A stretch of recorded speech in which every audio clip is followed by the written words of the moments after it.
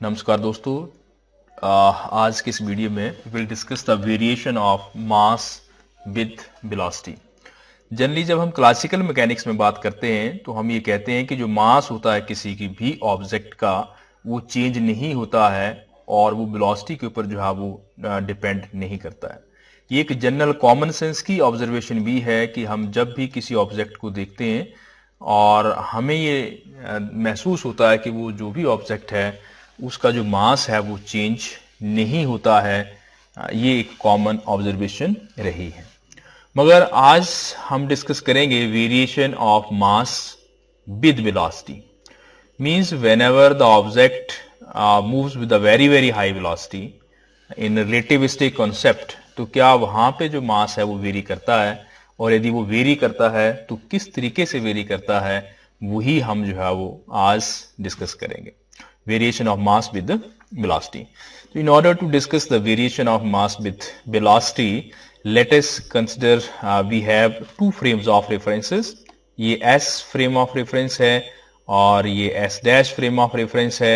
This S dash frame of reference, it is moving in the forward direction with velocity v. यहाँ पर हमारे पास दो elastic balls हैं B1 and B2. These are two elastic balls. और ये जो दोनों बॉल्स हैं they are moving opposite to each other. ये इस तरफ जा रहा है, ये इस तरफ जा रहा है, और हम मान लेते हैं कि इनकी जो वेलोसिटी है it is moving B1 in the forward direction with velocity v, और ये वाला जो है अपोजिट में आ रहा है सेम वेलोसिटी के साथ, इसलिए b के साथ ही, और ये माइनस साइन। तो ये जो मूविंग फ्रेम ऑफ रेफरेंस है ये मूव कर रही है b वेलोसिटी के साथ।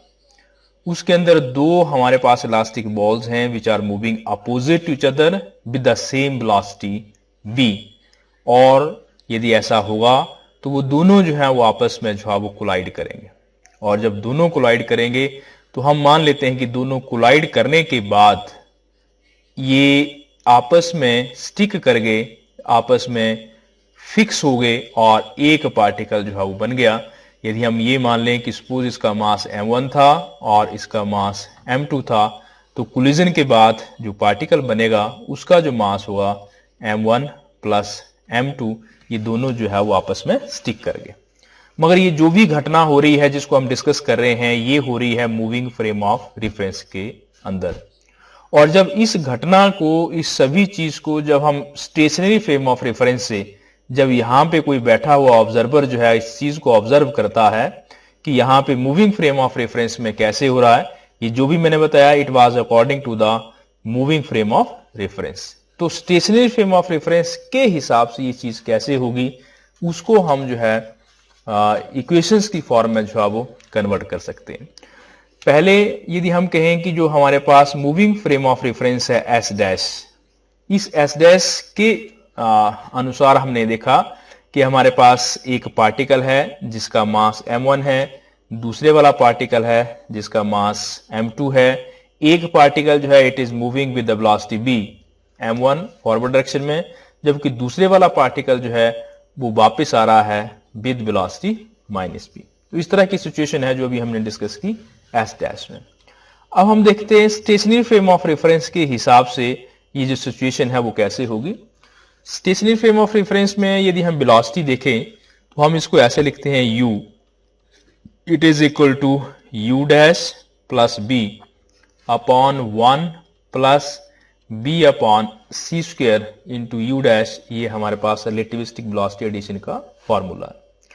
यहां पे क्योंकि जो u डैश है उसकी वैल्यू जो है वो b के बराबर है फर्स्ट केस में, तो फर्स्ट पार्टिकल की वेलोसिटी जो स्टेशनरी फ्रेम ऑफ रेफरेंस के हिसाब से होगी u1, तो ये हो जाएगा u डैश की जगह b plus b upon 1 plus b upon c square और u डैश की वैल्यू b।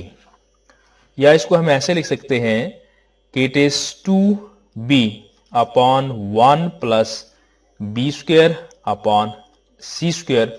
तो ये हमारे पास एक वैल्यू आ गई कि u1 it is equal to 2b upon 1 plus b square upon c square. Suppose this is question number 1। अब दूसरे केस में यदि हम दूसरे पार्टिकल की वेलोसिटी देखें u2, तो दूसरे पार्टिकल की जो वेलोसिटी होगी, क्योंकि वो तो मूविंग में माइनस b थी, तो यहां पे हम u डैश की वैल्यू क्या पुट करेंगे, -b। तो ये इस फॉर्मूले के हिसाब से हो जाएगा -b plus b upon 1 plus b upon c square into u dash. तो -b और plus b, sorry u dash की जगह क्या आ जाएगा, b। -b और plus b it is equal to 0। तो हमारे पास ये दूसरी इक्वेशन आ गई कि जो u2 वेलोसिटी है वो क्या हो जाएगी, 0 हो जाएगी। तो ये हमारे पास दो रेफरेंसेस जो है वो आगे। अब हम इन्हीं बातों को लेकर के जो है वो आगे चलेंगे कि ये पार्टिकल जो फर्स्ट है m1 वो b वेलोसिटी के साथ आगे जा रहा था स्टेशनरी फ्रेम ऑफ रेफरेंस के हिसाब से, मूविंग फ्रेम ऑफ रेफरेंस के हिसाब से, मगर स्टेशनरी फ्रेम ऑफ रेफरेंस के हिसाब से इसकी वेलोसिटी u1 है। और दूसरे वाला पार्टिकल जो इस तरफ आ रहा है उसकी velocity stationary frame of reference के हिसाब से u2 है। हम इसी चीज को लेकर के आगे इक्वेशन को डेवलप करेंगे। ये इक्वेशंस जो मैंने ऑलरेडी यहां पे लिख रखी है कि सपोज हम कर लेते हैं कि मास m1 और m2 जो हम दो पार्टिकल्स ऊपर मान रहे थे कि वो कोलाइड करते हैं, और कोलाइड करने के बाद वो आपस में जो है वो स्टिक हो जाते हैं। यदि हम कंजर्वेशन ऑफ लॉ जो है वो अप्लाई करते हैं इन स्टेशनरी फ्रेम ऑफ रेफरेंस, तो एक फ्रेम ऑफ रेफरेंस में एक जो पार्टिकल है m1 u1, m2 u2 होना था, मगर u2 की वैल्यू अभी हम यहां पे निकाल चुके हैं कि u2 की वैल्यू जो है वो 0 है सेकंड पार्टिकल की, तो वो पुट कर दी। और यहां पे जब दोनों इकट्ठे हो जाएंगे तो m1 plus m2 into B. यहां से हमने b निकाला तो डिनोमिनेटर में नीचे चला गया। मान लीजिए दिस इज क्वेश्चन नंबर 3। ये जो हमारे पास b की वैल्यू आई है इसको हम पुट करेंगे पुटिंग इन इक्वेशन 1। जो इक्वेशन 1 यहाँ पे ड्राइव की थी उस इक्वेशन में हम यहाँ पे पुट करेंगे। जो इक्वेशन है हमारे पास u1 जो भी हमने यहाँ पे ड्राइव की है, it is equal to 2b upon 1 plus b square upon c square. तो इसमें हमने यहाँ पे b की वैल्यू जो है वो पुट कर दी, और ये b की वैल्यू यहाँ भी पुट कर दी। और पुट करने के बाद इसको हम सॉल्व करेंगे। तो यहां से यदि हम देखें तो ये u1 और ये un आपस में कैंसिल हो जाएगा, इसलिए 1 रह गया।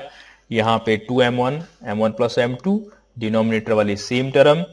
अब हम क्या करेंगे कि इस सारी इक्वेशंस को, जो ये पूरी इक्वेशन है, इसको हम इस तरफ क्रॉस मल्टीप्लाई कर देंगे। तो ये सारी इक्वेशन यहां चली गई, इस तरफ रह गया। अब हम इसको मल्टीप्लाई करेंगे तो मल्टीप्लाई ये वाली डिनोमिनेटर की टर्म जो है वो यहां चली जाएगी, सी स्क्वायर m1 m2 का स्क्वायर, और ये साथ में आ गया इक्वल टू, और ये टर्म इसके साथ भी मल्टीप्लाई होगी इस तरफ, तो 2m1 स्क्वायर एक इसके साथ कैंसिल हो जाएगा, तो ये लीनियर इक्वेशन में कन्वर्ट होगी। अब हम इसको थोड़ा सा ब्रैकेट्स को ओपन करेंगे। ये m1 m2 का whole square, m1 square m2 square 2m1 m2, और यहां पर ब्रैकेट ओपन करके लिख दिया। अब यहां से ये इसको मल्टीप्लाई सी स्क्वायर से इस पूरी ब्रैकेट को मल्टीप्लाई कर दिया, और इसमें कोई चेंज नहीं है, सेम एज इट इज। अब यहां पे आप देखें, इसको थोड़ा सा रीअरेंज करेंगे। m1 स्क्वायर सी स्क्वायर जो फर्स्ट वाली टर्म है वो ऐसे रहने दी, और यहां से दूसरी वाली term 2m1 square c square इसको दूसरी तरफ ले गया तो माइनस हो जाएगा, और ये m1 स्क्वायर u1 स्क्वायर यहां पे रहा, ये 2m1 सी स्क्वायर और ये आपस में कैंसिल हो जाएगा। ये वाली टर्म जो है वो यहां से दूसरी तरफ चलेगी, तो ये आ गया minus m2 square c square. और अब इसके बाद इन दोनों में से, इसमें से इसको सब्ट्रैक्ट कर लिया तो ये आ गया m1 square u1 square minus m2 square c square. और इसको थोड़ा सा फिर और सिंप्लीफाई करें, यहां से हम m1 स्क्वायर कॉमन ले सकते हैं, तो ये हो गया, और m1 स्क्वायर की वैल्यू निकाली तो ये डिनोमिनेटर में आ गया, और m1 स्क्वायर ये आ गया, यहां से सी स्क्वायर कॉमन ले लिया, और इसको अंडरूट स्क्वायर रूट हटाया, स्क्वायर हटाया तो ये ऐसे हो जाएगा। तो finally m1 equal to m2 upon 1 minus u1 square upon c square, ऐसा एक्सप्रेशन जो है हमें दो मासेस के बीच में मिला। तो हम ये कह रहे थे कि जो शुरू में जो m2 मास है सेकंड वाला, उसकी वेलोसिटी जो है वो 0 आ रही थी according to the stationary frame of reference, और जो फर्स्ट मास है that was moving with the velocity b। तो हम यहाँ पे क्योंकि उसकी वेलोसिटी 0 थी, इसका मतलब हुआ वो वाला जो पार्टिकल है सेकंड वाला वो क्या है, रेस्ट में। तो उसको हम m2 को m0 लिख रहे हैं, और इस m0 को हम कहते हैं rest mass, it is called as rest mass. और जो दूसरा फर्स्ट वाला पार्टिकल है उसकी वेलोसिटी b थी, तो हमने m1 की जगह पे m लिख दिया, m1 की जगह पे m और m2 की जगह m0। तो ये हमारे पास फाइनल रिलेशन है m it is equal to m0 upon 1 minus b square upon c square. तो ये रिलेशन जो है हमें ये शो करता है कि जो मास है that depends upon the velocity of the particle, कि वो वेलोसिटी के ऊपर जो है वो डिपेंड करता है।